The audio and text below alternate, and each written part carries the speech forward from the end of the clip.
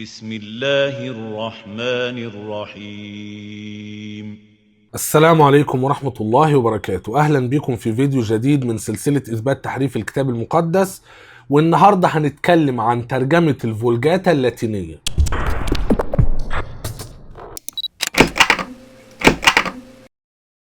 في البداية، لو انت مهتم بالحوار الإسلامي المسيحي وبالنقد الكتابي تحديدا، يبقى انت لازم تشترك في هذه القناة. اضغط على زر الاشتراك الأحمر واضغط على علامة الجرس علشان تجيلك كل الإشعارات بكل الحلقات الجديدة. زي ما اتكلمنا المرة اللي فاتت عن الترجمة السبعينية، ان اليهود وجدوا في أنفسهم الحاجة إلى انهم يترجموا أسفارهم المقدسة العبرية إلى اللغة اليونانية. كذلك المسيحيين بسبب وجودهم في مناطق جغرافية مختلفة وجدوا الحاجة إلى أنهم يترجموا أسفارهم المقدسة اليونانية إلى لغات أخرى. أهم اللغات اللي المسيحيين الأوائل ترجموا إليها كتبهم المقدسة هي اللاتينية والقبطية والسوريانية. فبالتالي لما بنيجي نتكلم عن مصادر نص العهد الجديد، بنقول إن في مخطوطات يونانية وفي ترجمات قديمة وفي كتابات للآباء الأوائل والكتاب الأوائل. لما بنيجي نتكلم عن الترجمات القديمة، من أهم الترجمات هي الترجمة اللاتينية القديمة، وكذلك معها ترجمة الفولجاتا. في بداية التاريخ المسيحي، في بداية القرن الثاني الميلادي، المسيحيين الأوائل وجدوا الحاجة إلى أنهم يترجموا نص العهد الجديد اليوناني إلى اللغة اللاتينية القديمة. وفي البداية بشكل تاريخي كانت هذه الترجمات محاولات عشوائية غير مرتبة وغير احترافية، بمعنى ان كل واحد كانت بتقع تحت ايده مخطوطة يونانية للعهد الجديد كان بيترجمها بحسب مقدرته وبحسب الجزء اللي معاه إلى اللغة اللاتينية القديمة. فبالتالي مع الوقت المسيحيين وجدوا ان في مجموعة كبيرة من الترجمات اللاتينية القديمة لمخطوطات العهد الجديد اليونانية، لكن كل مخطوطة لوحدها تعتبر ترجمة جديدة. فبالتالي بما ان مفيش شخص واحد جمع العهد الجديد اليوناني وترجمه لوحده الى اللغة اللاتينية القديمة، بقى في مجهودات كثيرة فردية ادت الى وجود ترجمات كثيرة مختلفة. فبقى الاختلاف مش بس في طريقة الترجمة لكن ايضا في النص، لان محدش يعرف تحديدا ايه هي مصادر النص اليوناني اللي تم ترجمتها الى اللاتينية القديمة. فيما بعد في اواخر القرن الرابع وبدايات القرن الخامس، جه البابا داماسوس بابا روما وجاب واحد اسمه جيروم او ايرونيموس باليوناني، جيروم باللاتيني بحسب انتقال الاسم ما بين اللغات واللهجات. البابا داماسوس عين جيروم علشان يحل المشكلة التالية. ما هي المشكلة؟ المشكلة هي ان في مخطوطات كثيرة جدا مترجمة من اليوناني إلى اللاتيني، لكن أسلوب الترجمة مختلف ومصدر النص مختلف، وكل مخطوطة بقت ترجمة على حدة، وكل المخطوطات ما بينها اختلافات مع بعض. فالبابا داماسوس عين القديس جيروم علشان خاطر يعمل نص لاتيني واحد قياسي ويزيل هذه الإشكالية اللي هي عبارة عن مخطوطات كثيرة لاتينية كلها ما بينها وما بين بعض اختلافات. نقرأ مع بعض اقتباس في غاية الأهمية في كتاب العهد القديم كما عرفته كنيسة الإسكندرية، طبعة دار مجلة مرقس، إعداد مجموعة من رهبان دير الأنبا مقار، الصفحة رقم من 87 ل 89.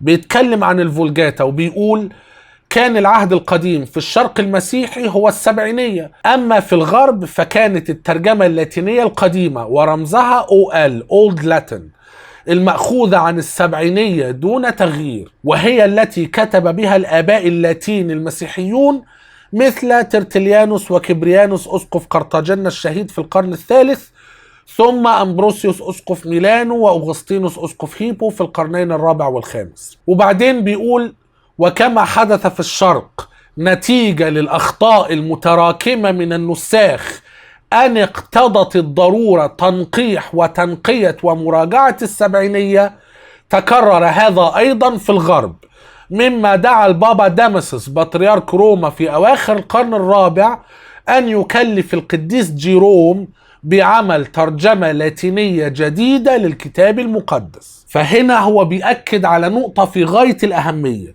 بسبب الأخطاء أثناء عملية النسخ سواء المقصودة أو العفوية، المخطوطات المختلفة ظهر ما بينها اختلافات. المرجع بيقول إن الكلام ده حصل في الترجمة السبعينية، وده واقع. لو جبنا مخطوطات مختلفة للترجمة السبعينية هنلاقيها ما بينها وما بين بعض اختلافات، ولو قارنا ما بين الترجمة السبعينية وما بين مصادر النص العبري هنلاقي ما بينهم وما بين بعض اختلافات. نفس الكلام حصل مع الترجمة اللاتينية القديمة، إن الترجمة اللاتينية القديمة مخطوطات كثيرة ما بينها وما بين بعض اختلافات.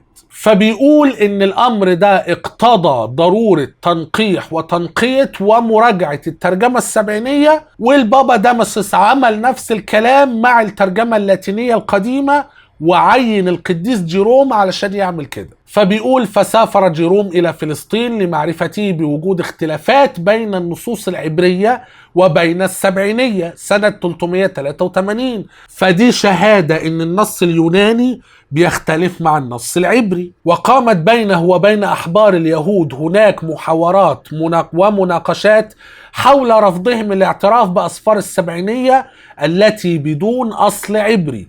ودي مشكلة تانية أشرنا إليها، إن الترجمة السبعينية اليونانية للعهد القديم فيها أسفار كاملة مش لاقيينها في الأصل العبري، واليهود كانوا معترضين على هذه المسألة. الأسفار دي جت منين؟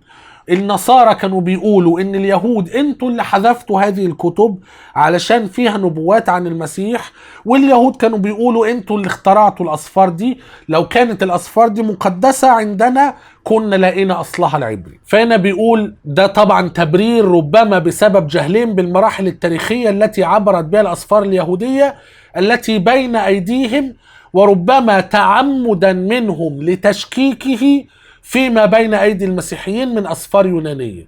فقد كان لدى آباء الكنيسة منذ القرن الثاني شكوك دفعتهم لاتهام اليهود بإخفاء الحقائق والأسفار الإلهية.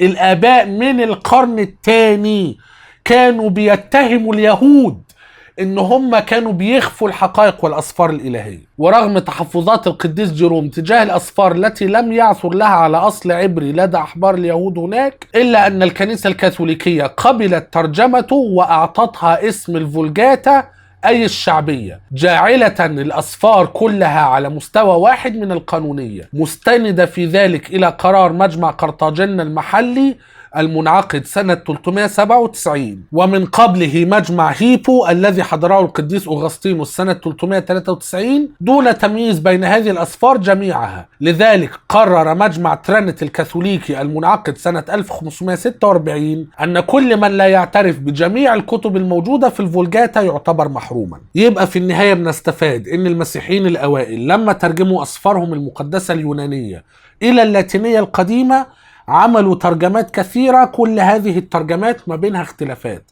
فالبابا دامسس عين القديس جيروم علشان خاطر يوحد هذا النص اللاتيني القديم ويعمل نسخة لاتينية قياسية سموها ترجمة الفولجاتا اللي معناها الشعبية. ترجمة الفولجاتا ترجمت من العبري إلى اللاتيني، وترجمت أيضا من الترجمة السبعينية إلى اللاتيني، وضمت الكثير من الأسفار اللي كانت موجودة في السبعينية اللي مش لاقيين أصلها العبري. وفي النهاية ترجمة الفولجاتا أصبحت هي الكتاب المقدس الشرعي التقليدي المعتمد عند الكنيسة الكاثوليكية. نقرأ اقتباس آخر أخير بيوضح إن اللي عمله جيروم من عمل نسخة لاتينية جديدة قياسية منقحة كان بسبب الاختلافات الكثيرة ما بين المخطوطات اللاتينية القديمة، وبسبب التحريف الكثير اللي كان بيحصل أثناء عملية النسخ والترجمة. في كتاب تاريخ الكتاب المقدس طبعة دار الثقافة لستيفن ميلر وروبرت هوبر صفحة رقم 107 و108 بيقول بدأ جيروم عمله في ترجمة الكتاب المقدس في روميا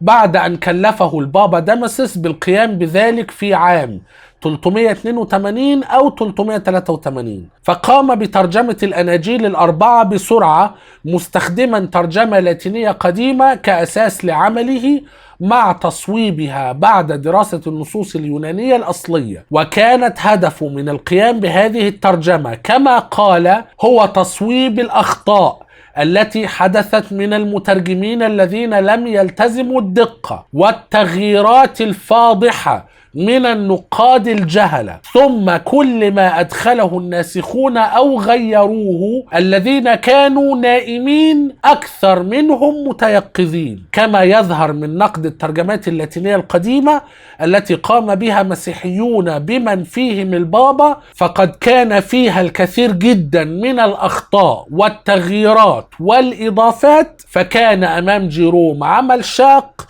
فانهمك في عمله. اقتباس في غاية الأهمية بيبين ان جيروم عمل كل ده علشان يصوب الأخطاء التي حدثت من المترجمين الذين لم يلتزموا الدقة والتغييرات الفاضحة من النقاد الجهلة، ثم كل ما أدخله الناسخون أو غيروه الذين كانوا نائمين أكثر منهم متيقظين. وإنه بيقول إن المخطوطات اللاتينية القديمة اللي كانت موجودة قبل ما جيروم يبتدي عمله كان فيها الكثير جدا من الأخطاء والتغييرات والإضافات. أنا هكتفي بهذا القدر في هذا الفيديو. لو كان الفيديو عجبك لايك وشير وسبسكرايب، لو الفيديو ما عجبكش اعمله ديسلايك مش مشكلة. لو تقدر تدعم وترعى القناة زور صفحتنا على باتريون. إلى أن نلتقي في فيديو آخر قريبا جدا بإذن الله عز وجل.